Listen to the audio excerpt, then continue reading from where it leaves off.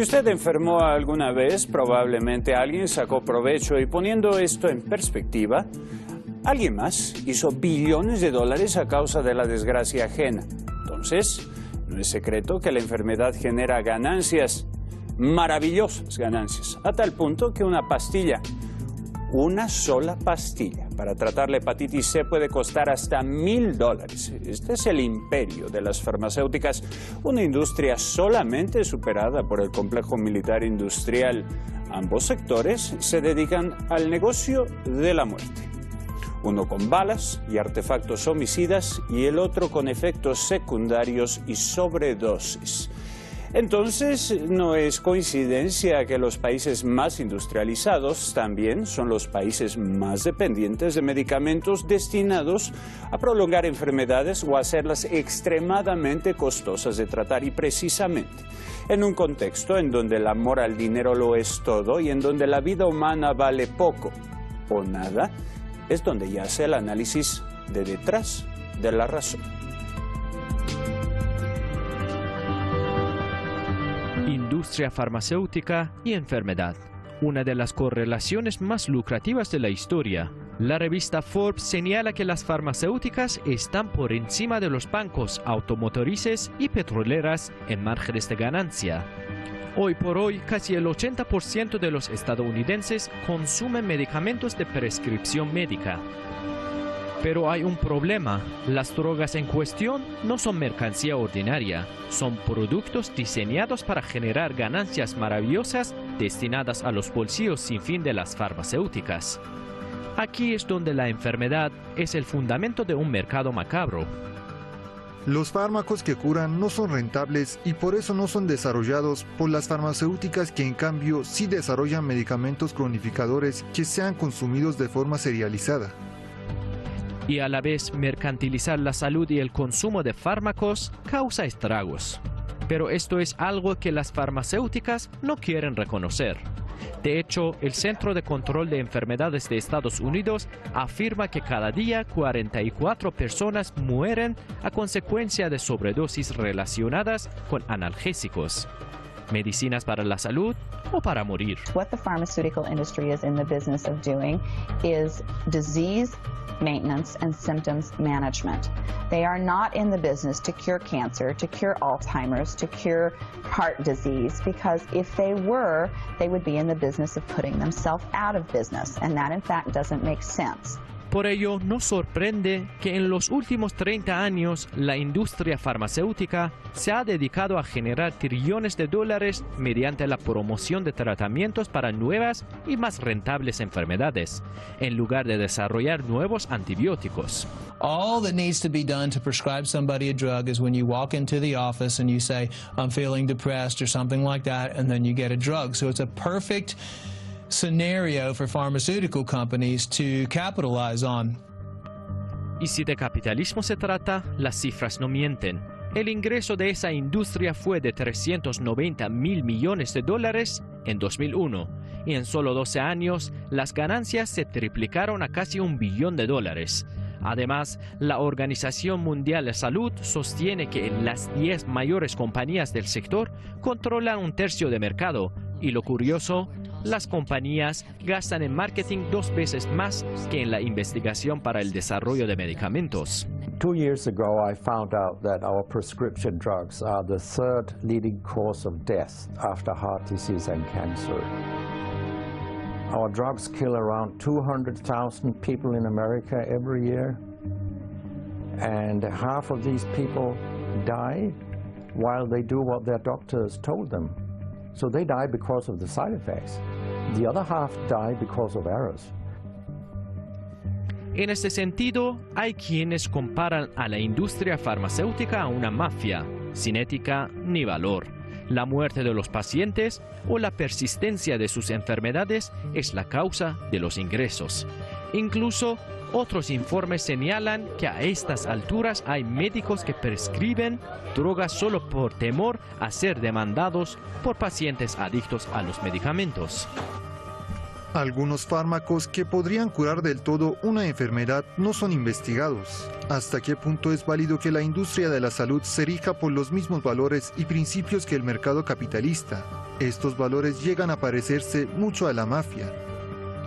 Pfizer, Hoffmann, La Roche, AbbVie, GlaxoSmithKline, AstraZeneca, Novartis. Llámese como se quiera, parecen ser los tentáculos de un mismo pulpo. Con medicamentos que superan los $100.000 por unidad, el negocio está que marcha sobre ruedas. Y mientras tanto, los enfermos más enfermos. Agradecemos a Ihsan Kazemi por la redacción, elaboración de este informe. Además, un agradecimiento especial a todos ustedes, estimados televidentes, que nos siguen cada fin de semana en este espacio de periodismo independiente. Un saludo especial a nuestro productor ejecutivo y creador de este programa, el señor Roberto de la Madrid. El día de hoy nos acompañan Santiago Rubio Carrera, economista financiero desde Madrid, España, y Eduardo Samán, farmacéutico y exministro de Comercio desde Caracas, Venezuela. Bienvenidos, caballeros, muchísimas gracias por estar aquí en Detrás de la Razón. Como estamos con usted, señor Santiago Rubio Carrera, nuestro economista financiero desde Madrid, España. Señor Santiago, de acuerdo al reportaje que hemos escuchado y que nuestros televidentes han visto, Sanofi, Pfizer, Merck, Novartis son solo algunas de las farmacéuticas. ¿Estos están realmente interesados en la salud o en la enfermedad? ¿Qué dice usted? Vamos a ver, aquí hay que aclarar un tema. El objetivo de cualquier desarrollo de farmacéutico es obtener un beneficio. Ese beneficio puede ser social, y eso es una parte que tienen que tener los gobiernos y los investigadores públicos, las universidades o los centros de salud, y otro es el estrictamente económico. Yo pienso que no son incompatibles uno con el otro, es decir, pienso que cualquiera de los enfoques es válido. ¿Por qué? Porque probablemente si destináramos si hiciéramos que desaparecieran las industrias farmacéuticas y destináramos ese mismo dinero de alguna forma vía presupuestos públicos, probablemente la asignación de recursos no fuera tan eficiente. Lo que estamos hablando es que de alguna forma estas farmacéuticas son empresas privadas y funcionan como tales. Tendríamos que diferenciar claramente cuál es la parte de desarrollar curas contra nuevas enfermedades y cuál es la parte de desarrollar nuevos medicamentos. Hoy por hoy eso está más o menos distribuido, particularmente en Estados Unidos ocurre, en Europa también ocurre, que digamos la investigación básica, la investigación para desarrollar curas contra enfermedades, le hace SIDA, le hace cosas de ese tipo, está en manos casi siempre públicas, centros de salud. En Europa tenemos unas seguridades sociales muy fuertes y la investigación de medicamentos concretos, desarrollo de fármacos concretos, está en manos de empresas privadas. Yo creo que no es incompatible, que no tiene por qué haber un enfrentamiento entre una cosa y otra, y ambas cosas pueden funcionar. Eduardo Samán, ¿estamos de acuerdo con este argumento? No, por supuesto que no. Fíjese, estas empresas, estas multinacionales que vienen producto de grandes fusiones, o sea, son ya megacorporaciones, ni siquiera son corporaciones, sino son megacorporaciones, donde anteponen la ganancia a la propia salud. Estas empresas se hacen llamar empresas de innovación. O sea, es decir, el negocio de ellos es hacer nuevos medicamentos, o supuestamente nuevos medicamentos. A veces los medicamentos no tienen mucha novedad, son maquillajes de medicamentos existentes o asociaciones o pequeñas modificaciones. Ellos lo que necesitan es tener una patente, una protección, una exclusividad vía ley de propiedad intelectual. Entonces, ellos, con tener la exclusividad sobre la molécula, le inyectan dinero en marketing, en mercadeo, y obtienen si la molécula no tiene enfermedad, le fabrican la enfermedad para la molécula, porque ellos lo que les interesa es tener la exclusividad sobre la molécula para poderla mercadear. Ellos no ganan mercadeando medicamentos que son conocidos, ellos necesitan mercadear un medicamento cuya exclusividad sea solo de ellos. Ahora, señor Carrera, hay un informe que dice que el crecimiento de las ganancias de las farmacéuticas se ha quintuplicado en los últimos años. ¿Cuál es la correlación, entonces, entre ganancia y enfermedad? Y, resumiendo lo que decía nuestro contertulio, ¿cuál es su opinión suya?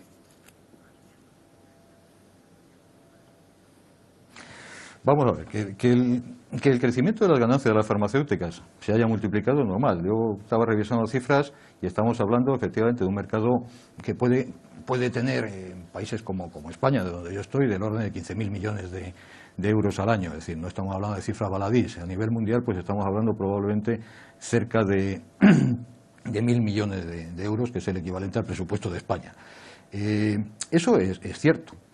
Pero yo en lo que discrepo de alguna forma es en que se planteen nuevas enfermedades para esos medicamentos. Yo creo que hay suficientes enfermedades y suficientes cosas como para que no sea necesario. Es decir, te estamos hablando de que la esperanza media de vida en los países occidentales, sobre todo, está haciendo que se desarrolle un montón de enfermedades que antes prácticamente eran inexistentes. Se citaban muchos casos, pero hay muchas enfermedades que probablemente si no tuviéramos una esperanza de vida avanzada, ni siquiera se desarrollarían. Yo creo que las farmacéuticas tienen campo más que de sobra para investigar ahí, y de hecho es lo que están haciendo, y no creo que les merezca la pena realmente ponerse a crear una enfermedad para un medicamento, como decía compañero, porque eso podría ser peligrosísimo, entre otras cosas, en un mercado tan sumamente competitivo como es el de las farmacéuticas. Hablamos de las farmacéuticas siempre como si fueran grandes corporaciones, tal. En el fondo, no es así, hay una serie de grandes corporaciones, pero luego hay muchísimas empresas, el sector está muy atomizado. En España, por ejemplo, hablo de España porque lo conozco un poco más en profundidad, el sector farmacéutico lo dominan 10 grandes empresas, de las cuales 3 de ellas son españolas, que no son de las gigantescas a nivel mundial. Entonces, creo que las farmacéuticas tienen campo de sobra más que para eso, y que, insisto otra vez, es el sector público, son las universidades, son los organismos de salud, en Europa son las entidades de la seguridad social, las que se tienen que dedicar a buscar las curas de enfermedades, y los medicamentos los tendrán que desarrollar las farmacéuticas. Es cierto lo que ha dicho de que hay veces que las patentes, que vienen a durar una media de 15 años, caducan, y a veces lo que se hace es una patente sobre una pequeña variación de uno anterior. Es cierto. Pero también es cierto que en muchos países lo que se está optando es por medicamentos genéricos, que ya las patentes no sirven absolutamente para nada, y entonces es un genérico que lo puede fabricar cualquiera, que es de uso libre, y entonces esa ventaja añadida no la tienen. Con lo cual, estamos un poco en un equilibrio entre intentar que las farmacéuticas se dediquen a su campo, y sí que estoy de acuerdo con él en que el que se autocalifiquen de empresas de desarrollo y de empresas que intentan el bien y la salud pública, bueno, estoy de acuerdo en que eso hay que tomarlo con una cierta sentido del humor.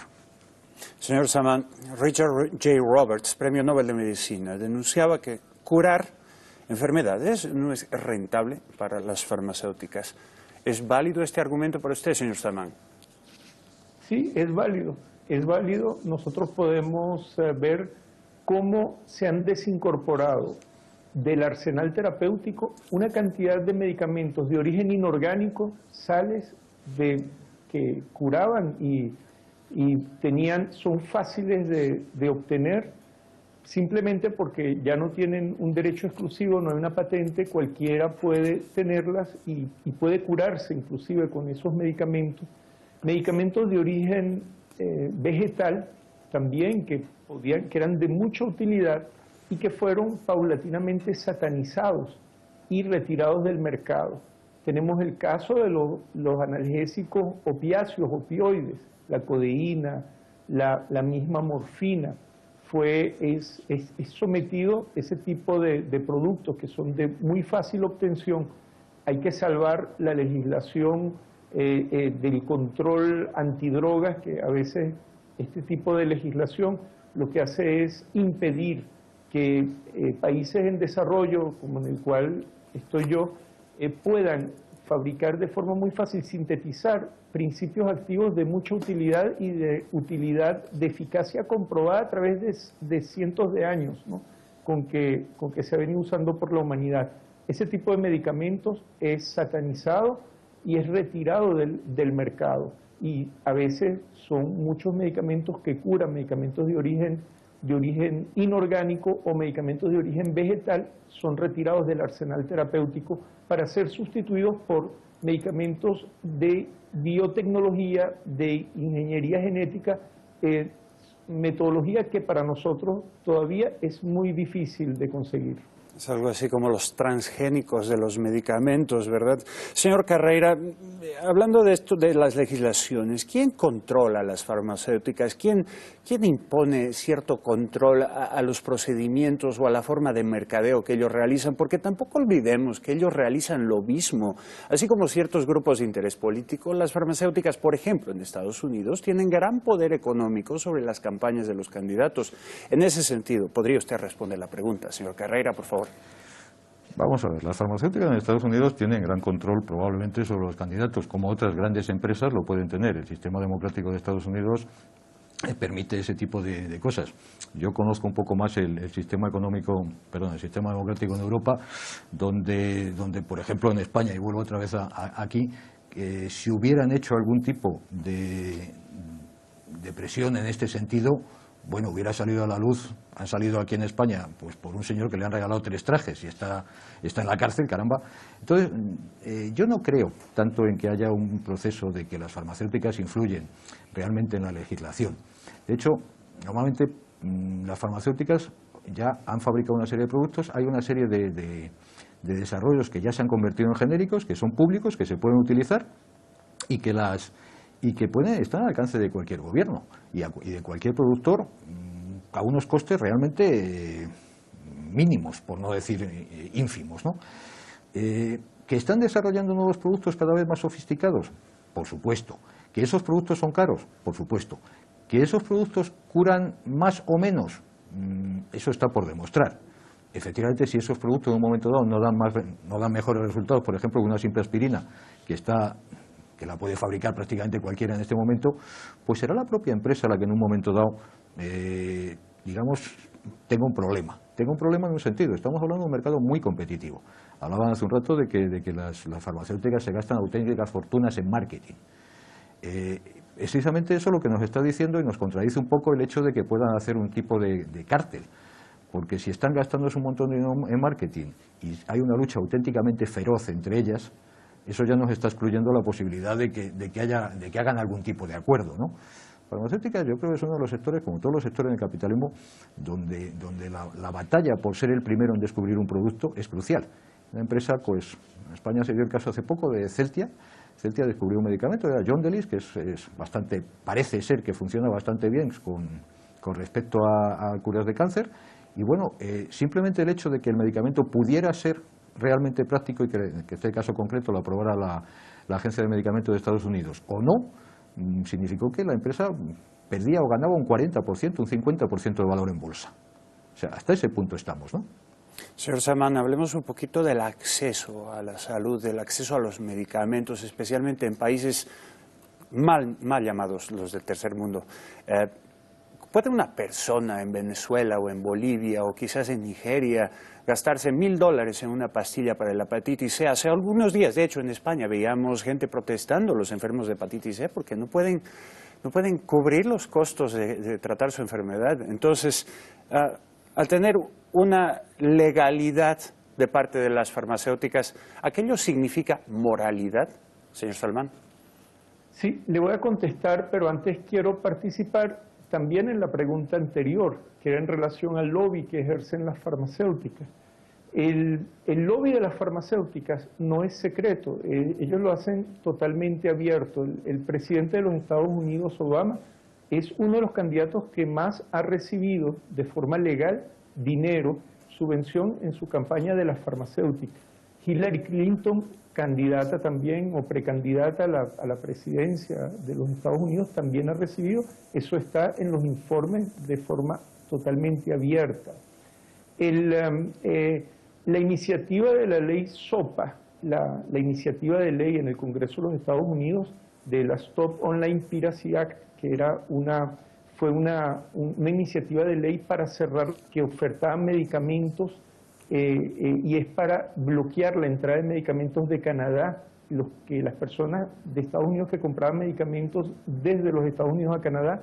Esa iniciativa de ley, ahí participó abiertamente la Pfizer, abiertamente en la iniciativa de ley junto con representantes delegados republicanos y demócratas.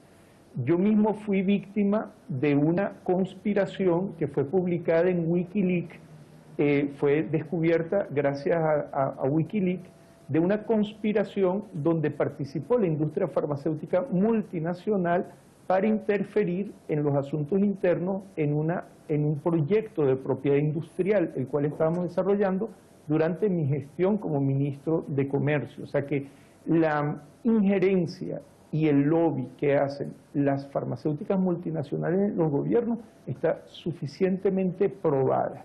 Ahora, le contesto la pregunta en cuanto al acceso a los medicamentos y los altos precios que hay que pagar. El escándalo más grande es el caso de la hepatitis C, de una droga que todavía que sea completamente eficaz o cuya eficacia aún está en dudas. O sea, no está completamente claro que esa droga,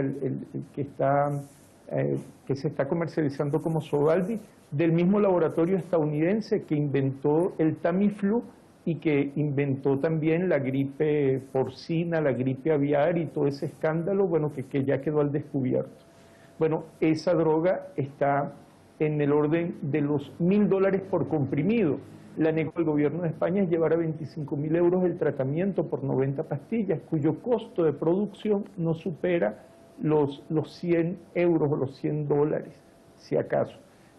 Los laboratorios se han dedicado a comercializar los medicamentos de alto costo, los medicamentos contra el cáncer, medicamentos contra la esclerosis múltiple, la psoriasis, estas enfermedades que llaman enfermedades raras. Bueno, donde está lo que llamamos en el negocio de la carne el lomito, el negocio que es mover muy pocos volúmenes, pero a precios extremadamente altos.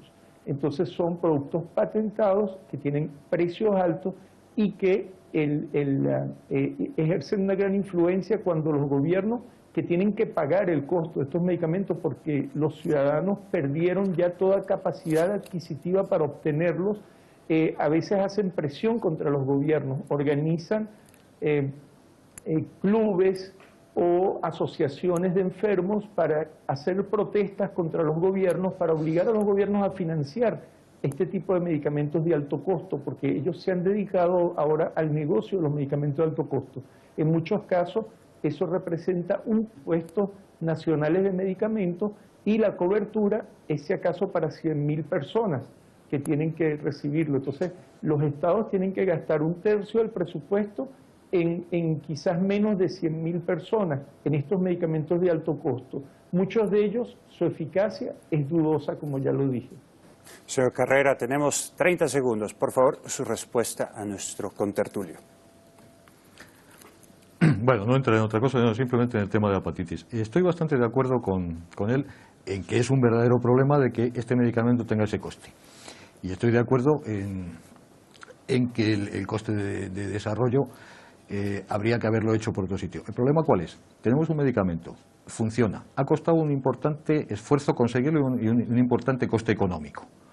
Efectivamente, estaba diciéndolo, los que tienen que protestar son los ciudadanos ante los gobiernos. ¿Tienen que protestar diciendo cúbreme este coste o tienen que protestar diciendo haber hecho esta investigación tú? Esa es la duda que tenemos que tener. Lo que sí que es cierto es que si la investigación la ha hecho un segmento privado, se ha gastado su dinero, ha corrido un riesgo importante de no desarrollarlo y terminar en la ruina, es justo que de alguna forma reciba un beneficio por ello. Entrar en temas de moralidad estoy de acuerdo que es mucho más complejo. Pero insisto, la pregunta sería esa. Caballeros. ¿Tienen que pagar este coste los gobiernos o deberían haber desarrollado los gobiernos? Muchísimas gracias, caballeros. Señor Carrera, señor Samán, muchísimas gracias por estar en Detrás de la Razón, un espacio de periodismo independiente. Sus opiniones son bienvenidas y ciertamente respetadas por su carrera y trayectoria profesional.